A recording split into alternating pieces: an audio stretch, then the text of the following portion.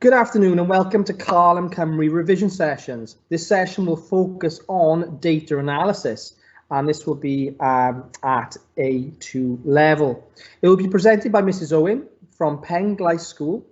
The session will last around 45 minutes where the teacher will go through the relevant subject content. If you have any questions, please use the question and answer section and we will endeavour to answer your question during the session. The session will be recorded with the recording and any other relevant resources uploaded to the e-sgol website in the Carlem Cymru area. And without any further delay, I shall pass you on to Mrs. Owen. Thank you very much, Mr. Rydd, and this session will follow on from the data analysis 2 that we have recorded from 2021, which is already up in the Carlem Cymru site.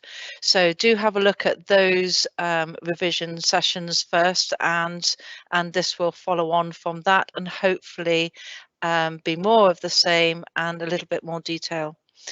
Okay, so if you're asked for a question, for example, that where you're changing the period and you are oscillating a plastic ruler and you are changing the length of the overhang and you've been given something like this as a relationship to have to prove, then what you will have to do is put it into a proper equation with an equal sign.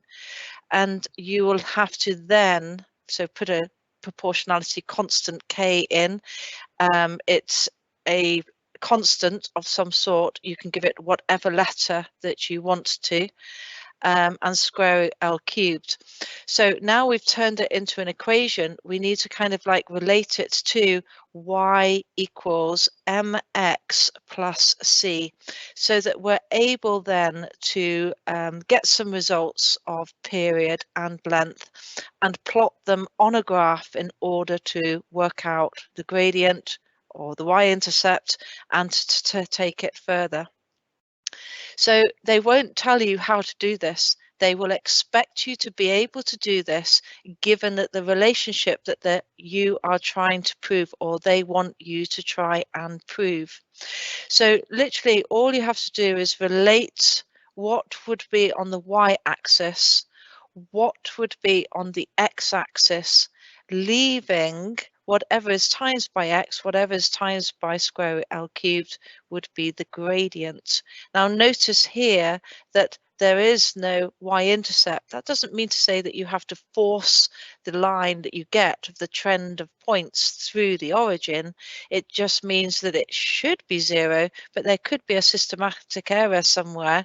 So we just leave the C out of it at this stage. So what are you going to plot on the y-axis? What are you going to plot on your x-axis? Well, period against square root of L cubed.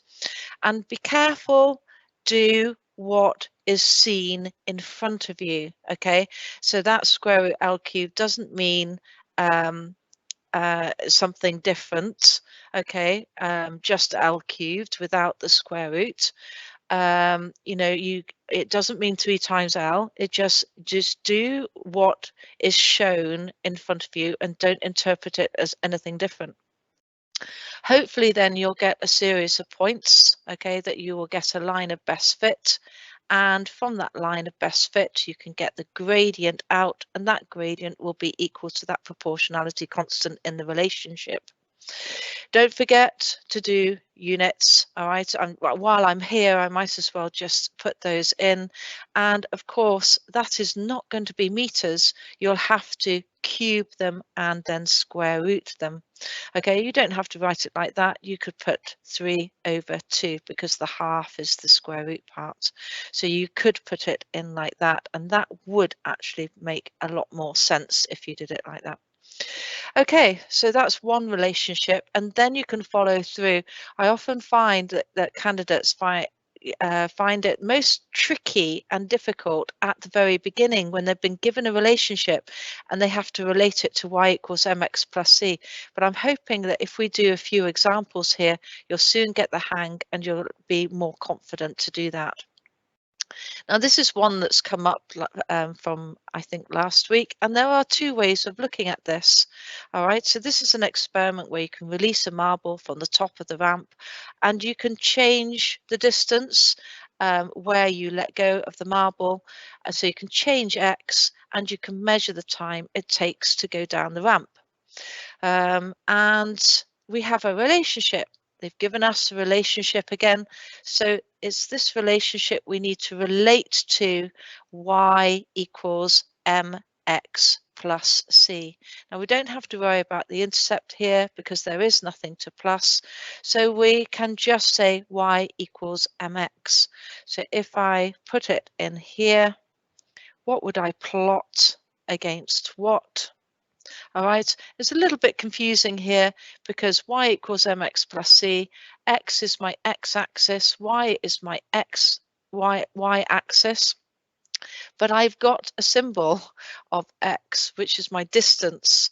So what I would plot is my distance x on the y-axis, measured in meters, and then on my x-axis, I would measure t squared in seconds squared. Don't leave it with just seconds without squaring it so that you've got the proper unit with the whole quantity, not just t, but t squared. And then that leaves that the gradient will be equal to, if you had, hopefully it will go through the origin, but don't force it through the origin, okay? And the gradient there will be given by a over 2. So if you're asked in the question how to find a, you would have to double the mass of the gradient m to give you the acceleration a. They don't half make this a little bit difficult for you because m here is the gradient, it's not the mass, all right? It's just a symbol that we use for the gradient. X here is the distance, all right, not the x-axis. So they've kind of, you've just got to have your wits about you. And if you're going to put a quantity on the axes, don't forget to put the unit with it so that you're not going to then confuse it with your y-axis and your x-axis.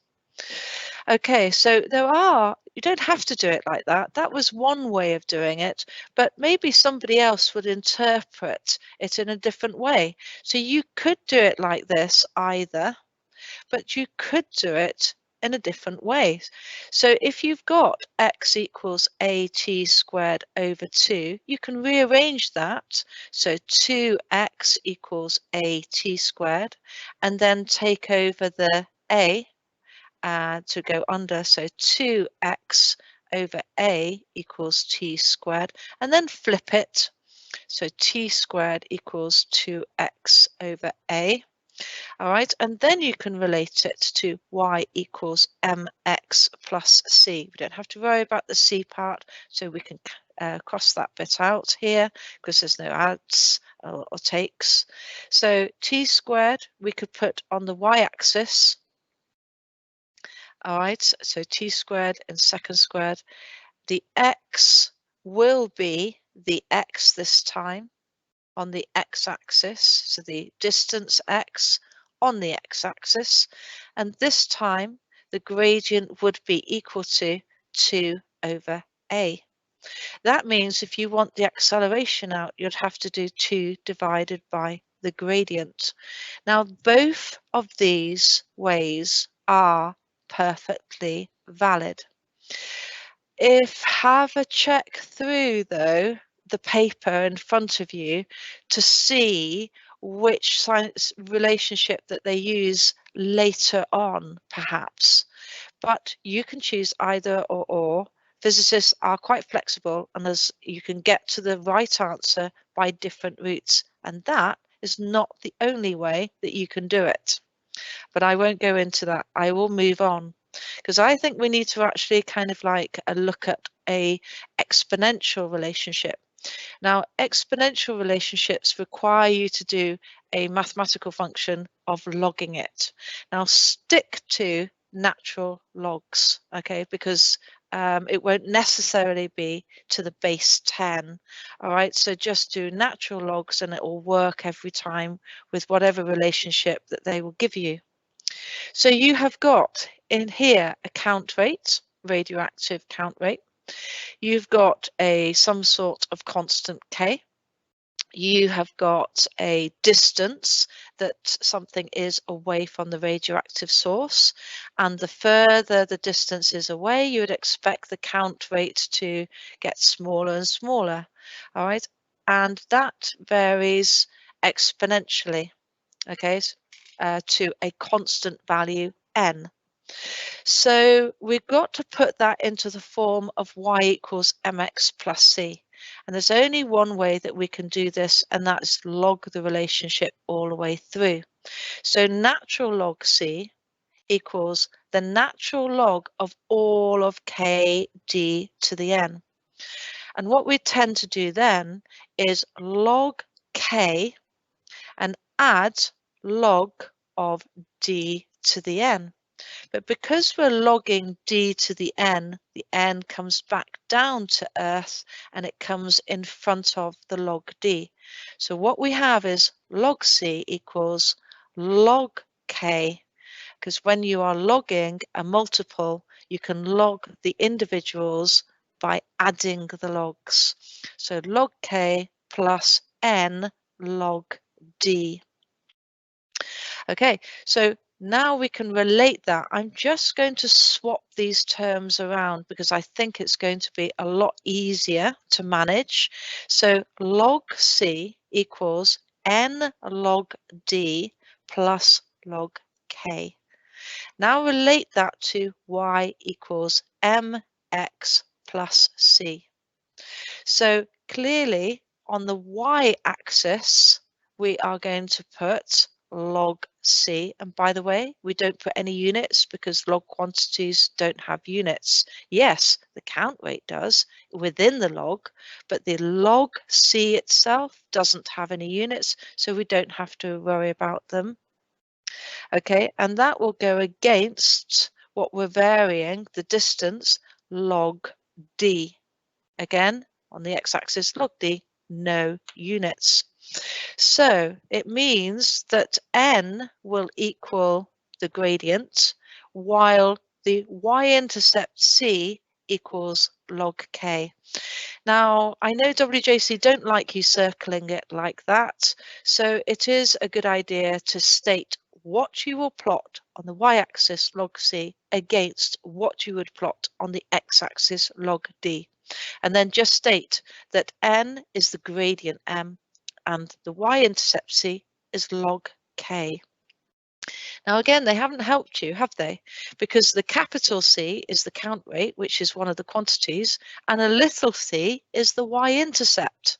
So that just goes to confuse you even more. So it could be, now I know that in this relationship that n should be a negative value, so it's going to be a negative gradient like this. All right, so whatever this gradient is that it comes out here is going to be equal to n. All right, and it doesn't matter whether you get the positive or negative trend, you just go with what you've got.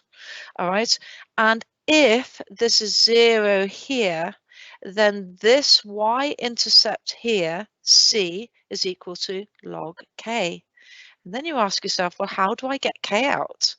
Well, you'll have to anti-log it. So do the opposite of logging to get the k out. So e to the c equals k by anti-logging it, because e to the log of something, all right, cancels that and it brings it back down to earth. All right. Okay, so you can see now what you've got to do with these exponentials, all right? Whenever you've got an exponential, you've just got to log it. And after you've done a couple, you'll do it automatically. But just be careful, have your wits about you, and just see it all through. So this one is about a mass on the end of a ruler. It's clamped to a table and we're measuring the depression H. So again, so this is what we're going to vary, the H, and we're going to change the mass to give you different depressions.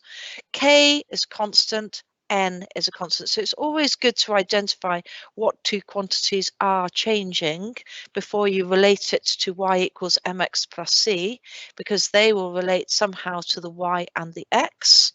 So if I expand this a little bit, h equals km to the n. And now we've got to log it and relate it to y equals mx plus c, so I can do exactly the same thing.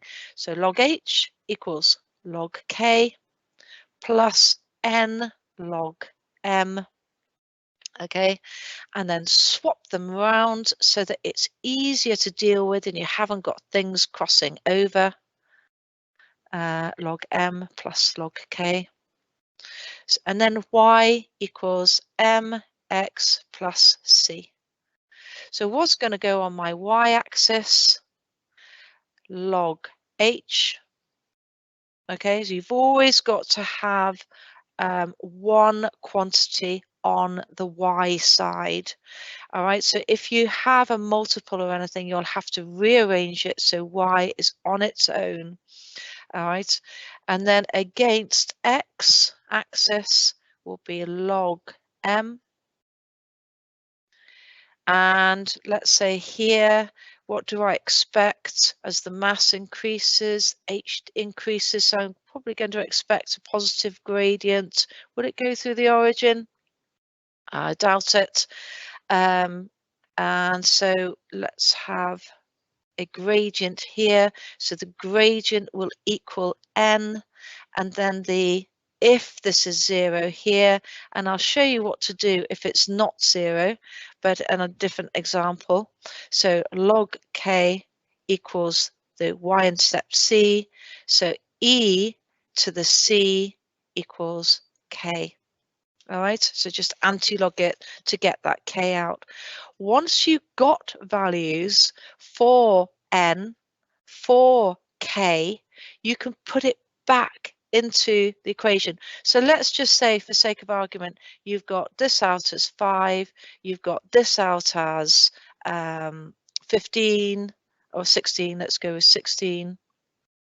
So then you put the value of the gradient and the y-intercept back into your equation, well, not y-intercept, but the k value that you get from your y-intercept, you put it back into your equation. So you're left with h equals k is 16, m 5, and no matter what mass you use now, you have a relationship for you to be able to find h. And this also kind of like holds for the previous relationship. If you've got your k from your y-intercept and you've got your n, you can put it back into the relationship. All right, so that k will be known, d and n will be known, so that you will have a relationship between c and d with those constants into the equation so that you can apply it later on. All right. Okay, right, so let's move on. Now, I did touch on this last time, okay, and I've got a nice example here. All right, and drawing worst fit lines, this is one that I marked earlier, and this person has drawn the error bars, and we'll go over error bars a little bit later. I sort of want to kind of like go to where candidates find it difficult and then work backwards. Now, they've drawn their error bars quite nicely, but you are noticing here that they've drawn their worst fit lines so that they don't go through all of the error bars. They've also identified this one here as an anomaly, and I would disagree with them because the error bar does go through the lines of worst fit go through the error bar quite comfortably. All right, but you can see that here on this one, top right, and here, that the worst fit line doesn't go through those top two error bars. So this bottom line, which is the shallowest line, you know, it doesn't go through all of the error bars. So it just needs a slight tweak and a slight rotation. And I suspect what this candidate has done is they've tried to go at the far end of the T, the T shape, as opposed to trying to go into the, the middle of the bottom of the error bar. All right, so you can see where the limit is. Equally on the top, kind of on the steepest gradient line, the top line on the far right, you can see that it doesn't go through. So they've done it through this one nicely, but this one, it touches the T-bar, and actually it should be rotated better to kind of have the limit through the center. Now, I still don't think that it's still going to go through the center at the top of this third point down. So you can see why I would have to rotate it to give a better fit. All right, and I've identified here that this is not an anomaly, but if we did have a point further up here where clearly the worst fit lines are no way going to go through the error bars, then that would be an anomaly. I just want to pick up on another couple of things here. They've got the quantity nicely in the unit. They've got the quantity here in the unit. They've remembered to put S squared there, and they've chosen to put their units in brackets, which is fine. But what I don't like, and what WJC certainly won't like, is this kind of concertina effect at the origin, because you can use every part of that graph. Okay. So this goes 0. And also, have you noticed that this is what we call an awkward scale, because they go up in 5, 10, 15 between 0.3 and 0.4. So that's what we call an awkward scale. So they really needed to go 0.3 and say either after 10, 0.4, or 0.35 if they could have fitted it all on. It just tells me that I can actually read off, all the way back here. In fact, this would have been 0.2 here. All right. And it's not good practice to put that concertina. It's okay to have a value here and to run with it. And it's different to 0. All right. Okay. Anyway, they've tried hard on this, and they'll learn from those mistakes not to do them the next time. Okay, so that is drawing a worst fit line. So what I want to do now is kind of look at uncertainties. Okay, so, this is the same graph again. And this person has got a nice big triangle all the way, using the whole graph grid. Okay, the triangle should be larger than half of, the hypotenuse should be more than half of the length of the line drawn onto the graph grid. So you might as well make it as big as you possibly can. It's going to be far more accurate, and you'll notice with this particular candidate, they have very nicely kind of like shown their read-offs. The examiner is going to check those read-offs, all right, in order to see how you've worked the gradient. If one of these read-offs is half a square out, they're not going to give you the mark for the whole of that kind of like gradient calculation. All right. Yes, they will allow you error carried forward. All right, but you've got to do it twice. So you might as well kind of like show your read off here and here, here and here, and you can say that your gradient for your shallowest line, say, is the change in x, so x1 minus x2, all right, of your shallowest. It's got to be 2 read-offs from 2 points that are on the line. You don't have to choose the points that you have plotted. You can identify 2 plots either side of the line that kind of cross over really neatly where the squares are, dy by dx. So it's y1 minus y2 over x1 minus x2. So it's always dy, this part here, or rather this part here, dy divided by dx. And the candidate has actually shown this really nicely. They've shown it, they've clarified it, and they've done it for their shallowest gradient, and they've done it for their steepest gradient. So y. And you can use this notation if you want, or you can stick with, just your numbers. All right. Once you've found out the gradients, to get the mean gradient, you just add them up and divide by 2, as you would finding a mean of two numbers. If you want to find and this candidate has done that, they've got that correct. If you want to work out the uncertainty in the gradient, what you have to do is find the range between the two gradients. So you'll have to take, say, the steepest one and take the shallowest one away to get the range, and then divide by 2.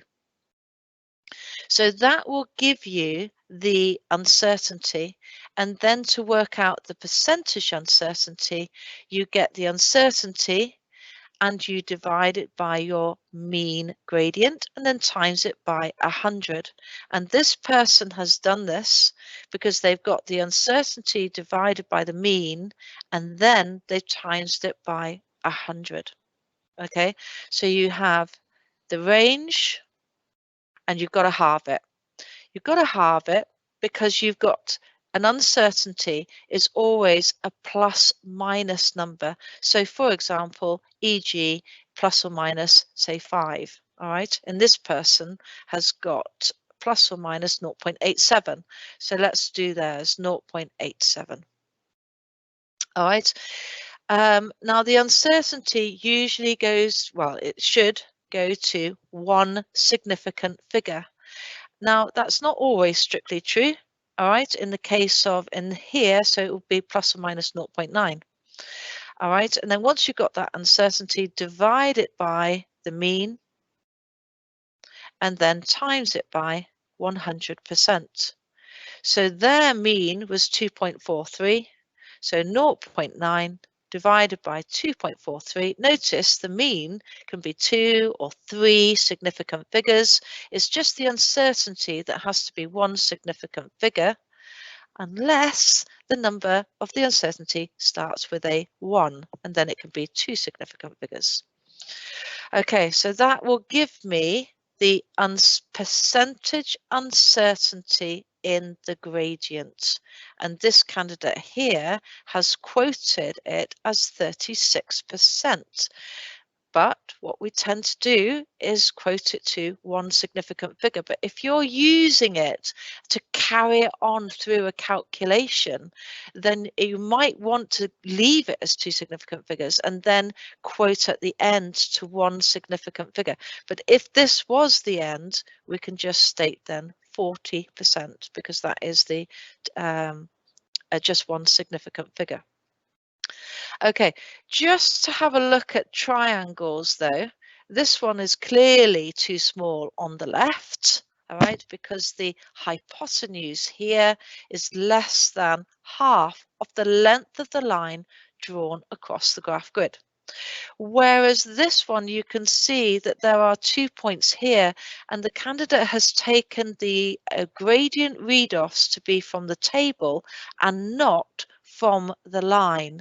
So this will not do. You will have to find 2 points that are on the line, and don't take just the 2 points that are physically on the line from all the plots that you plotted. Take 2 points that you can choose from the graph grid. You could even go from right to the top and right to the end, where it's easy to read off, and then straight away then you know you're going to be dividing it by 5. If you are going to do that, check though that this is a not, x equals 0 and not a false origin. Okay, all right, so don't take them from the table. take them from the graph. If you do take them from the table, you're going to have to check that those points are on the line of best fit. But you're going to have to draw a gradient triangle in any case, and you want to make it as big as possible.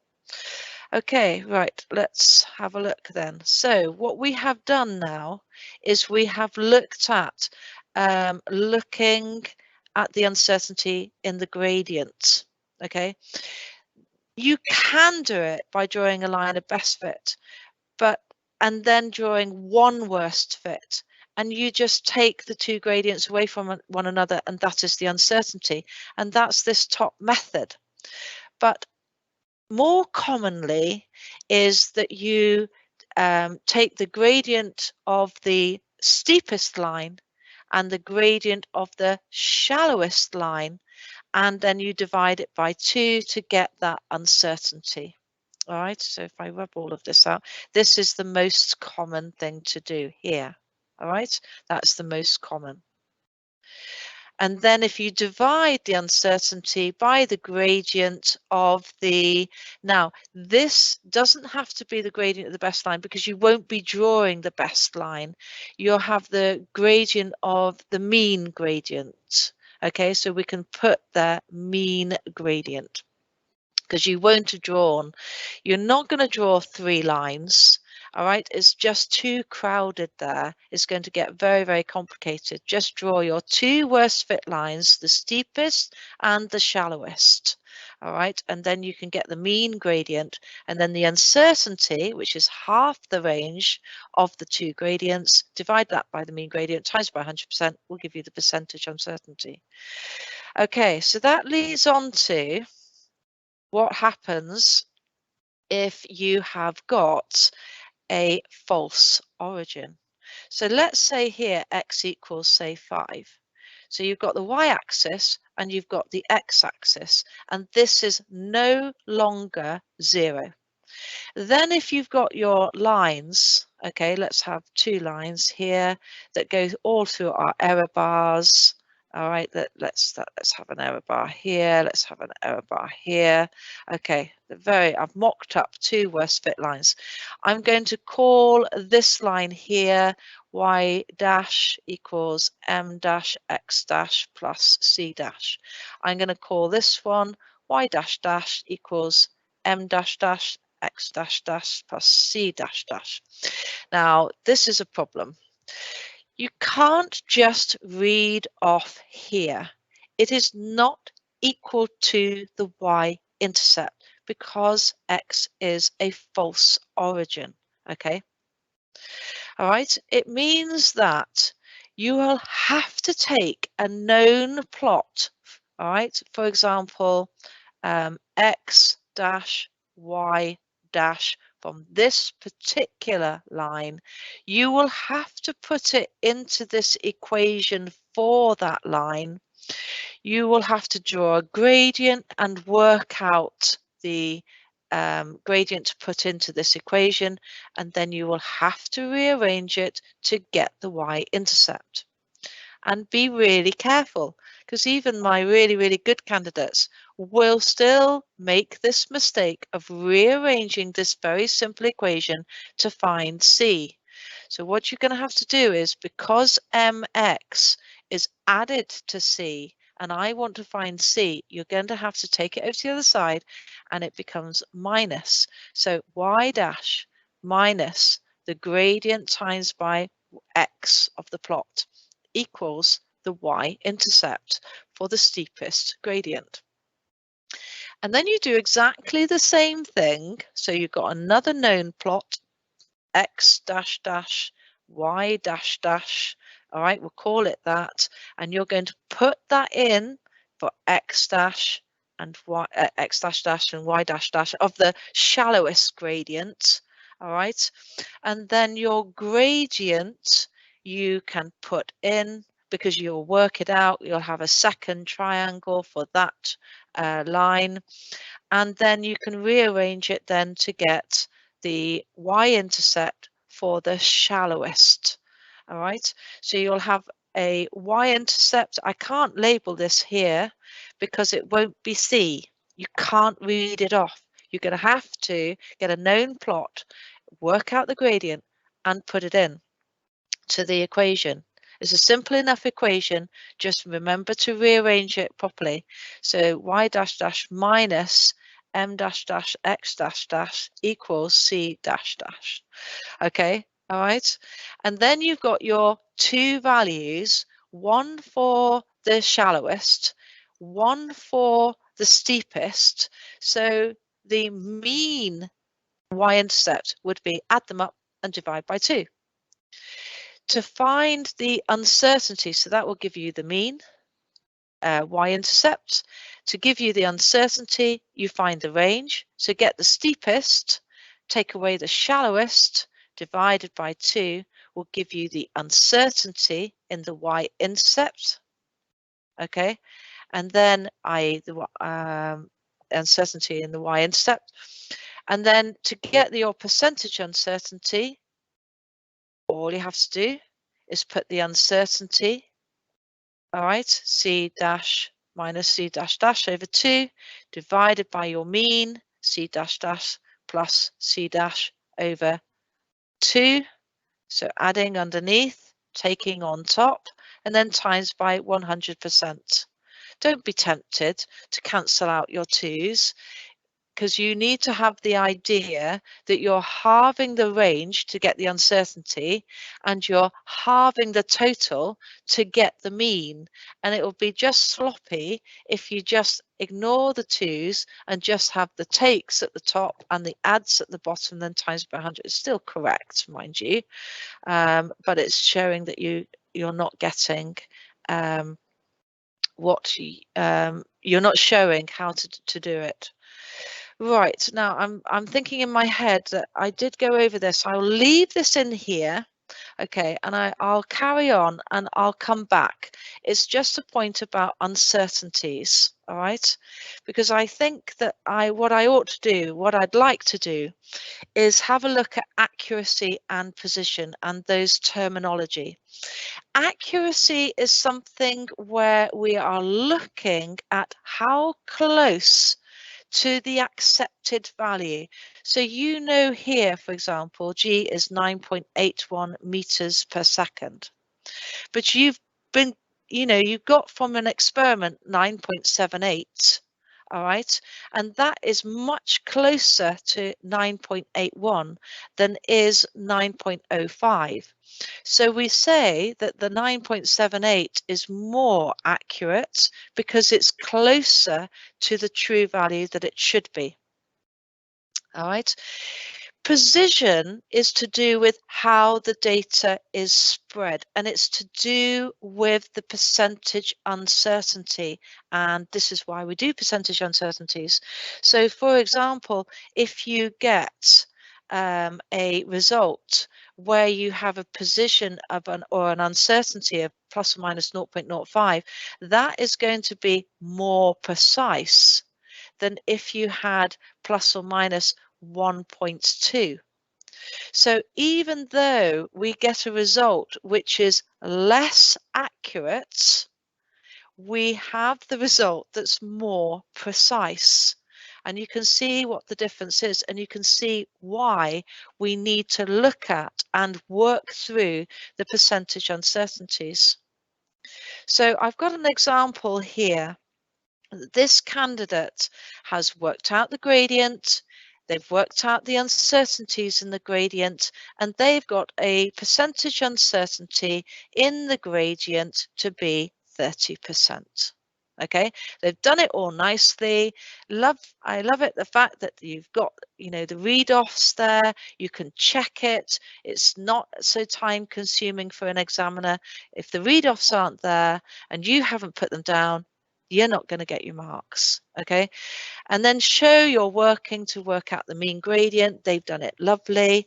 And percentage uncertainty. This person actually did all of this online with a set of results that they came up with, during the lockdown, as opposed to doing it, by hand. Okay, so we've got percentage uncertainty in the gradient, okay, is 30%. Now, they were given this relationship, so k equals 2 pi over m squared. And they were asked to find the uncertainty in k. M is the gradient. So here, I know it's divided by the gradient, and the 2 pi is a constant.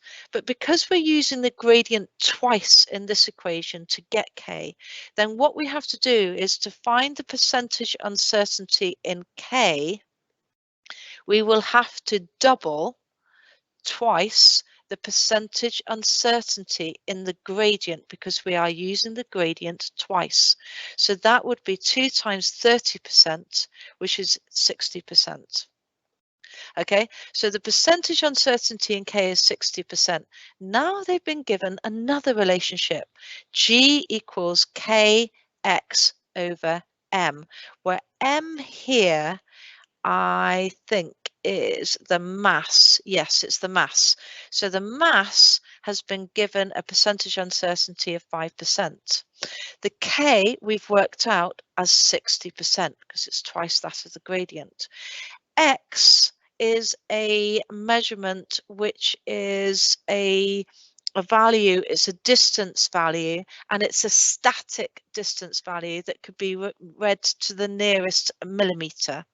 So they've clearly got 0.01, that's 1 millimeter, but I'm going to put it into meters because their measurement of 6.5 centimeters is in meters as well. So 0.065 and then times it by 100, and that will give you the percentage uncertainty in X for this particular situation. So X comes out as 2%. Okay, now actually it should be 1.5% because the value that's on the calculator starts with a 1, so you can quote that to 2 significant figures and you wouldn't actually round that to 1 significant figure. Okay, so X is 1.5%. Now, to work out the percentage uncertainty in the final value of G, what you would do is add up all of those percentage uncertainties because I'm only using them once each in that equation. So it's 60% plus 5% plus 1.5%, which comes out to 66.5%, but we certainly wouldn't leave it as 66.5%. We would round that to say 67. Not even then would we round it. We would round it to 70%, to 1 significant figure. Then what you do is from that percentage uncertainty, if you've got a value of G, you will then work out what 70% is of it and quote it to 1 or 2 significant figures. So this person has done this, okay, but you can see from what they have done, the uncertainty that they have given, i.e. 67 or 70% of their G value, is given to 3 significant figures. Now that's unacceptable. At the very most, 2 significant figures, but really it should be 1 significant figure because it's an uncertainty.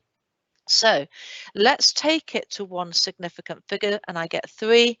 And then that has to tie in with the value that you get for G. So that can be quoted and rounded then to 4. All right. Now, if you're not happy with that, that is perfectly acceptable. You can go to 1 more significant figure and say 2.8, and then that 8 has to tie in with the actual value for G. So it will be 4.0 that you quote it to. That is because 3.97 when rounded to 2 significant will give us 4.0, so that they tie in, and now you've got the precision tying in with the decimal place of the actual final value. Okay, and you can see there G as 4 is neither accurate nor is it particularly precise. All right, and I think I ought to bring this to a close. We've looked at relationships and how to plot it into y equals mx plus c, and what you would plot on y-axis, what you would plot on x-axis. We've looked at lines of worst fit. We've looked at analysis of that and percentage uncertainties. And I hope you've learned something, you know, to be able to be more confident with your data analysis and your practical papers, and good luck. Thank you. Brilliant. Thank you, Mrs. Owen, and for all of you guys who have got your practical exams coming up shortly. I'm sure you'll all agree that that is an invaluable resource to look over ahead of those important key dates. So with that, thank you, Miss, and we'll see you again soon. Bye-bye.